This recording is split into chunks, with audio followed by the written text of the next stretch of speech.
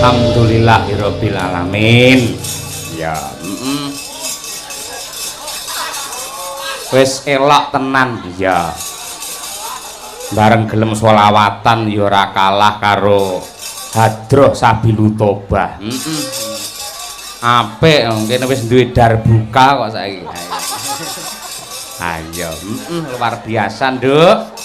Puji syukur kunjuk ana ngarsaning Gusti Allah Subhanahu wa taala kang wis maring malimbaring kanikmatan, kamulyan, kawibawan, barokah marang sedengah titah ingkang sumebar ning jagat raya. Ya, ngono ya, Mak. Nadyanto sore mau udan grejeh. Ya, terus terang sedila apa kuwi aku ndonga bar kuwi terus tak nggih mangan udan neh. Iya, ning alhamdulillah barang munggah panggung wis terang Nduk, wis tingkas, muga-muga terang nganti rampunge pagelaran. Amin ya rabbal alamin. Mesake kanca-kanca bakul barang kae lho Mak yen nganti udan le dodolan ndak bubruk. Bener pancen kaya mengkono. Ning tak jaluk kanthi banget aja sok maido karo mudune udan. Ora entuk maido. Ora entuk ngresula, ora entuk ngrasane. Beh, udan iki piye to? Aja ngono. Merga nuwun sewu, udan sing medhun kuwi dumadi saka banyu utawa tirta. Banyu kuwi simbole penguripan, iki minangka perlambang pertanda saka Gusti Allah lamun ta penguripane Pak Marwan sak keluarga lan uga kabeh para penonton sing keparlenggah arep ditata karo Gusti Allah, diparingi berkah sehat lahir batin, keselamatan donya tekan akhir. Allahumma ngono kuwi. Dadi ora entuk ngresula yen udan. Ora wong kuwi barokah kok, Nduk. Wis pirang-pirang sasi awake dhewe le ngenteni tekane udan. Iya. Ngono ya, Mak. Janjane aku ya wis nggawa piranti, aku wis ndonga. Adate wingi tak go ning Jakarta ya tingkas wengi utuh. Ya, mongko sore iki weteng dedet kae mendunge. Ya. Nang kene kok rapati mandi. Mergo dungane manten lanang karo manten wedok ki ra padha. Manten lanang njaluk diterangi, sing wedok njaluk diudah. Nah, ngono kuwi. Iya ngono ya, Mak. Kaya ngono kuwi. Matur nuwun, Nduk. Iya. Aku sak kanca paguyuban Madangkara nampa dawuh pakurmatan saka pepundhenmu Bapak Marwan sekalian Ibu Tuti Ernawati. Bu Tuti Ernawati. Anggene mbiwado putra Mahargya Siwi kagungan kersa mantu mempelai berdua ya kuwi Mbak Ayu Roro Fenanda Eka Pratiwi SM ya karo Roko Mas Bagus Pratama Tegar Al Hafiz Eskom ing nganggah oneng dusun Jompong. Ngendi dusun Jompong Kedung Panji Lembean Magetan. Oh ngono. Kaya ngono kuwi. Le paring dawuh wis ditata wiwit saka setahun kepungkur ya, Mak. Mergo panjenengane Pak Marwan kuwi mula nalika panitia rawuh ana gubuku Pak Marwan ora tindak mergo panjenengane karo sekalian ibu kuwi le ngasta le nyambut gawe le makarya ki ana ing negeri jiran Malaysia kono. Ning Malaysia. Dawuh sing tak tampa luwih saka 20 taun anggene nyambut gawe ning Malaysia. Ngopo ning kono apa duwe proyek ora? Apa dadi kontraktor ora? Nyapa ning Malaysia dodol tempe. Luwih saka 20 taun iki dodol tempe hebate kaya ngene. Buktine nadyanto tempene Pak Marwan iso nekake tempe sing cacahe 8 ngene iki lho, Nduk. Tempe 8 terkudanan. Merap kabeh. Luar biasa Pak Marwan. Sangat luar biasa. Panjenengane anggene wayangan ora mung dina iki wae, mbiyen ya wis nate wayangan. Iya, sing ngasta Mbah Yatna Panaraga. Lah gandeng putra-putrine Pak Marwan karo Bu Tutik lak ana loro. iki Mbak Fenanda iki wis di palakramakake wayangan gandeng adike sing cilik sing lanang kuwi lak wis bar disunati ya muga-muga ya gelem meri karo Mbak Yune yen Mbak Yune tanggapne wayang adine sunat ya kudu nanggap wayang ngono ya wis bunci tempe iso ngawe-awe lho ya luar biasa muga-muga usahane Pak Marwan lancar sukses lan uga tansah pinaringan sehat walafiat murah rezeki panjang yuswa ya Mak amin ya rabbal alamin mboten kata lumpen dumateng temanten kekalih Mbak Fenanda Mas Pratama mugi-mugi tansah pikantuk wahyune jodoh tembunge agama sakinah mawaddah warahmah penuh dengan berkah ya ngono ya Mak kaya ngono kuwi ya nadyan kaya ngapa lan kepiye ngene Nduk tak kekudang tak sesuwun temanten kekarone aja mung dadi bojo ning bisa dadi jodoh apa beda bojo karo jodoh beda Nduk beda bojo yen karo jodoh kuwi meksa ana bedane yen bojo kuwi mung kababar ana ing tata lair wujude kasat mripat tegese mung winatesan dening kewadakan tata lair tok mula wong golek bojo kuwi luwih gampang awit syarat-syarate mung diwatesi karo tata lair lanang karo wadon gelem karo gelem seneng karo marem kene butuh kono butuh sing lanang karep sing wedok ngoyak ngene wis dadi bojo oh ngono mula wong bebojoan ingkang amung adhedhasar paningal wadak lan sinurung hardane hawa nafsu kuwi adate ora bisa lestari ora bisa suwe ora bisa ya kuwi lumintu ngono tegese bakale bubrah tengah dalan sebab apa taline katresnan mung diiket dening kumbak kumbul rasa pengin lair ingkang sarwa owah gingsir nah yen jodoh kuwi dumunung ana ing batin ingkang tulus lan resik tinuntun dening roh suci kuwi jodoh mula reh ning menungsa ora ana ingkang sampurna pramila bab jodoh kuwi ana astane Gusti ingkang nyipta jagat ingkang wenang nemtokake bebasan kalingana gunung pitu yen tetela wis kinudrat dadi jodoh ora bakal kurang dalan tanpa beda kaya Mbak Yu Fenanda kelawan Mas Pratama iki muga-muga ora mung dadi bojo ning dadi jodoh ngono kuwi tur nuwun sewu Mbak para-para temanten saiki racake lak ya pinter-pinter tur ya titele sarjana ana sing magister barang ana sing doktor barang ning elmune wong bebojoan wong omah-omah ki lak ra ana sekolahe pancen ra ana sekolahe bener kang kaya mangkono mulai kita menikah maka disitulah kita mulai belajar dan sekolah sampai akhir hayat Nduk ngono mila Imam Ghazali kepareng-paring dawuh mencintai tidak hanya sekedar tidak menyakiti orang yang kita cintai tapi kesiapan kita untuk bersabar dan menerima rasa sakit yang diberikan oleh orang yang kita cintai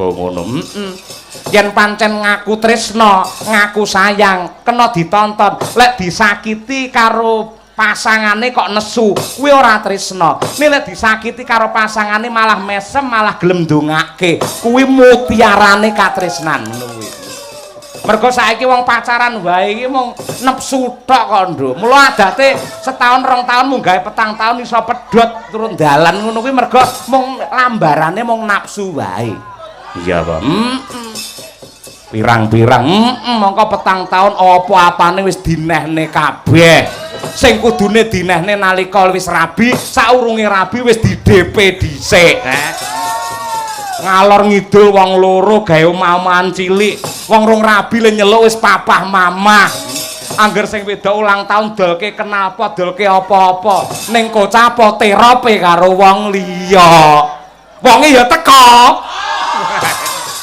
Ora ada, sekitar kita saja itu. Sinden ya ana, barisan mburi ngarep. Pokoke ndingi bar lara, kemlurusen nduk mikir ae. Iya, ben dimesake lara wingi. Ngono kuwi alhamdulillah. Ya. Iki ayo ngaturke panglipur sawetara. Mengko bintang tamune ana Cak Percil, ana Genduk Niken Salindri barang. Dan trenyuh aku, Nduk. Nduk Niken iki le rawuh ning lokasi wiwit mau bar magrib. Mosok. Mongko sing wis-wis le teka mesti ya dadak ngono kuwi yen pentas limbukan jam 11, Nduk Niken ya mesti jam 11 kuwi lagi teka. Sok-sok magetan ndek mben ki jam 12 malah. Iya. Malah iki mau kepareng matur karo Bu Kesi. Iya. Kula tak kepengin seragam padha kalih sinden-sinden Madangkara. Oke, mergo Madangkara karo Mayangkara iki renek bedane. Ha iya. Mungkine wayangan kono jaranan. Iya. Ngono wis matur nuwun, Nduk, pinter gawe mareme wong tuwa. Triya Niken mawis kondo. Inilah bapak ibuku yang sejati. Matur nuwun ngakoni. Ya. Hebat, sangat luar biasa. Matur sembah nuwun. Ngaturake khusus kanggo mempelai berdua luwih dhisik, Nduk. Ngono. Kanggo temanten kekalih. Kula tak nyuwun larase pelok patete nenem nenggih langgam Setya Tuhu. Setya Tuhu. Kula nyuwun ingkang bawa Raka Mas Muhammad Taslim Al-Had. Ya. Terus engko langgame sapa? Langgame mengko aku tak nyuwun pambiyantu karo anakku wedok ya kuwi Diajeng Candra Mulya. Ya. Men dibawani dhisik karo Mas Taslim Dandang Gula Sidowasih. Kula aturaken dumateng Mbak Yu Fenanda kalian Mas Pratama Tegar Al-Hafiz. Muga-muga lagu iki bisa dadi donga bener-bener Mbak Fenanda karo Mas Pratama setya tugu anggene netepi darmaning bebrayan urip ana ing alam padang nganti jaman akhir. Ya mak ya pancen kaya mengkono sing disuwun.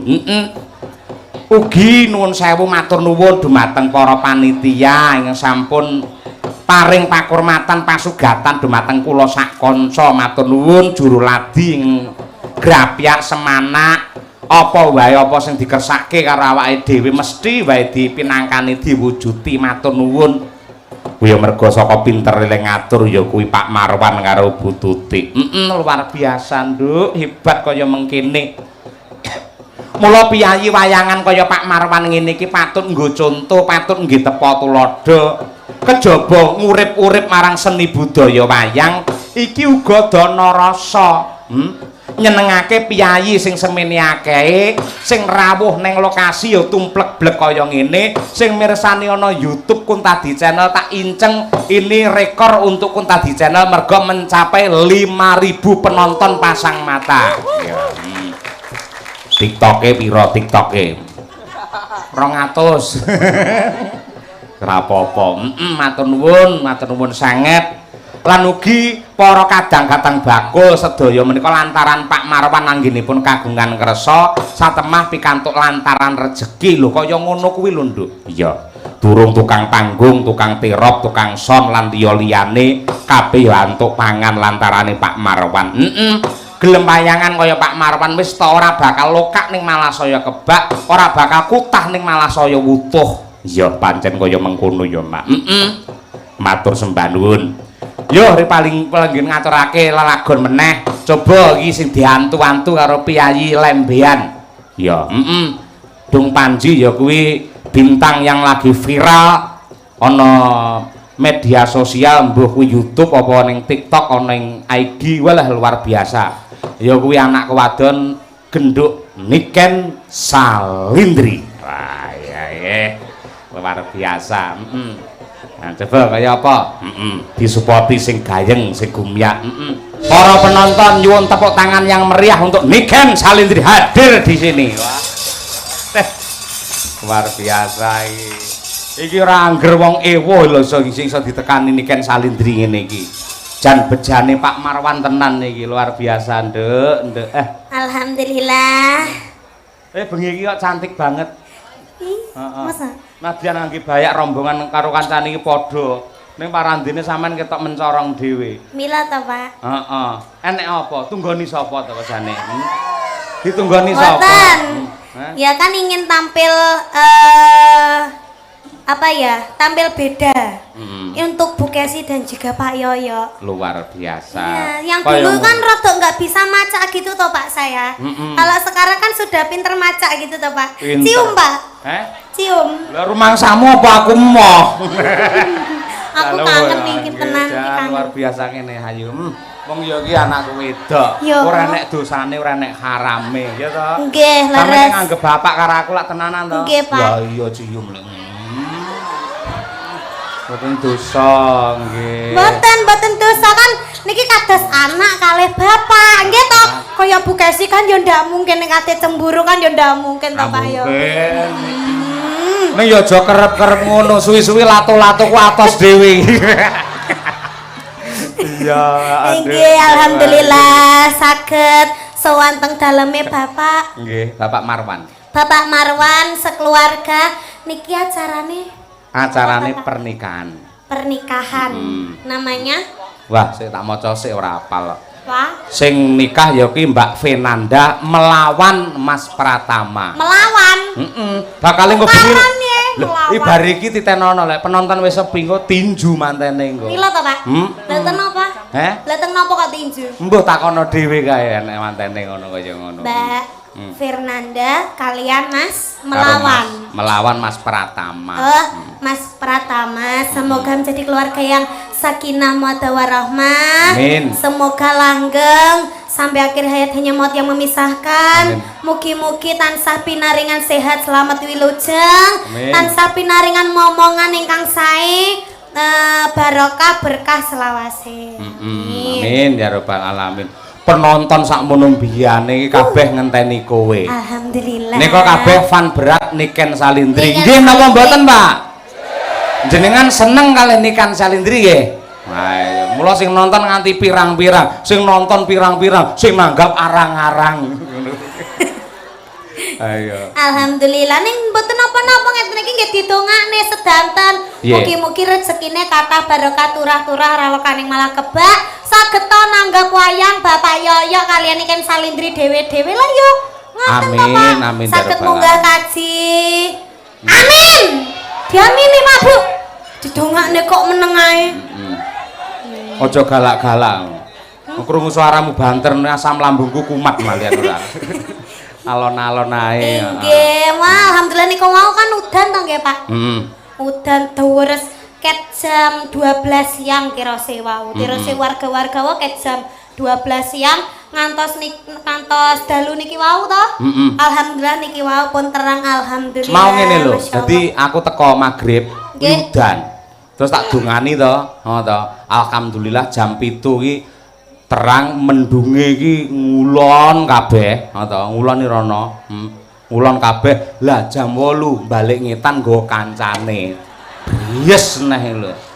Lah tapi niki mau jenengan ndonga malih teng napa teng buri-buri napa? Pondokan transit no. Sing awar tleteng niku.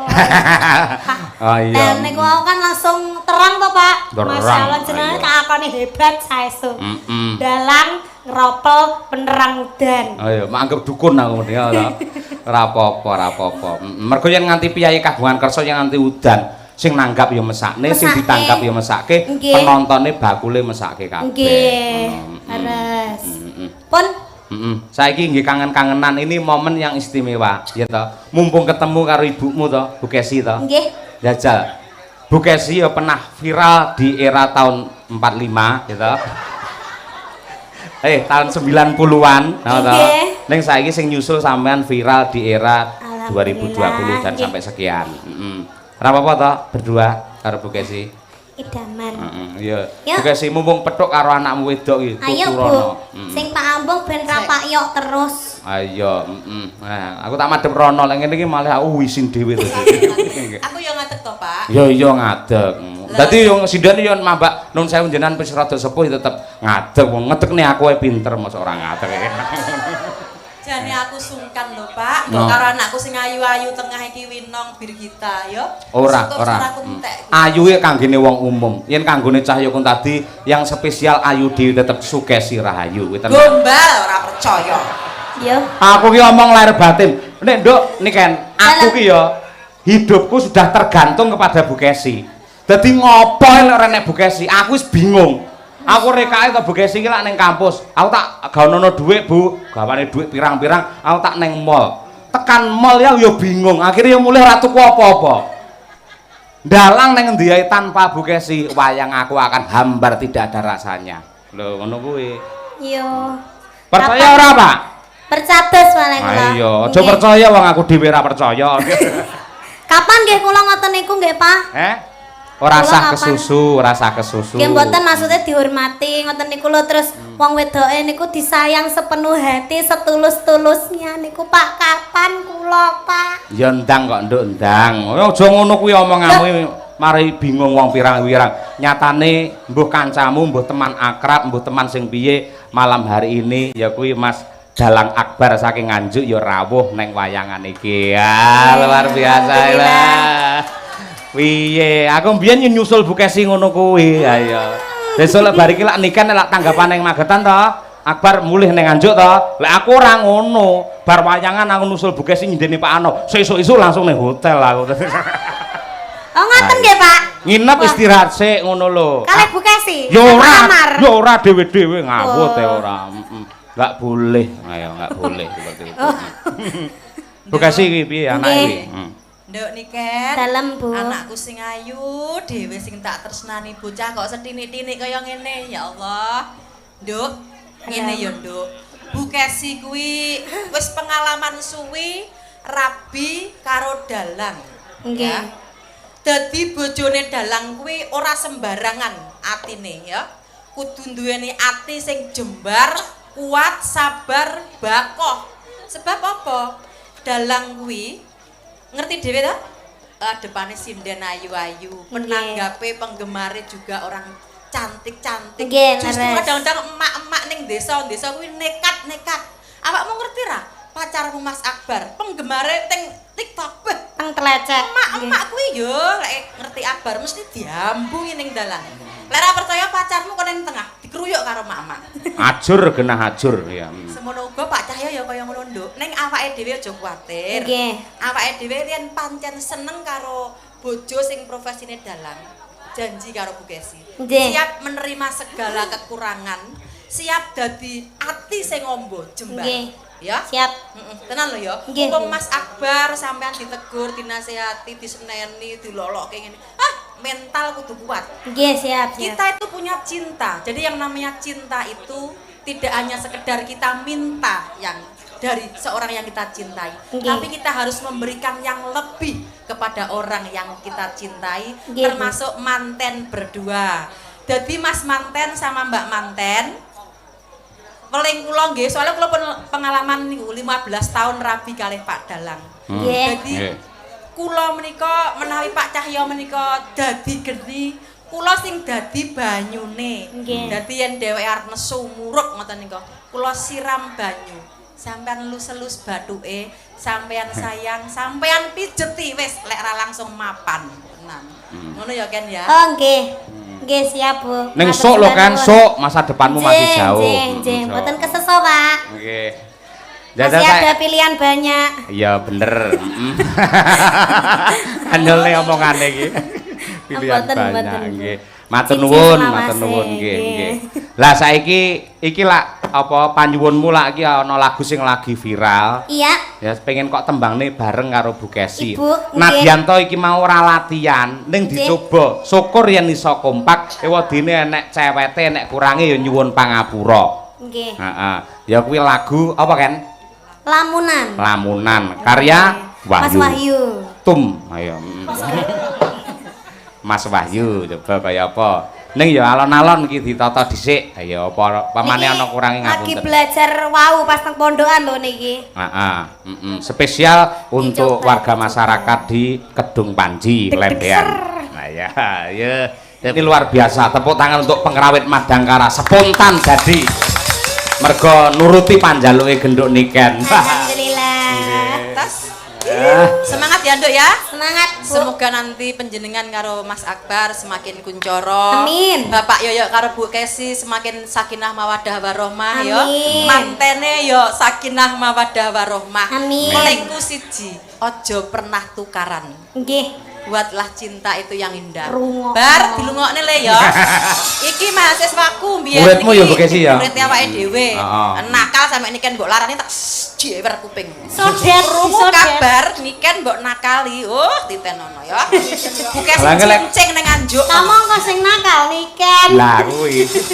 Aku wis ya, Pak. Pun nduk Kelas niken. kapan nggih, Pak? Lenggasik sementara nggih pemanasan ya. Heeh. Iki aku tak ngaturi bintang lagi ya kuwi Cak Percil CS. Slendro Mas. Nah.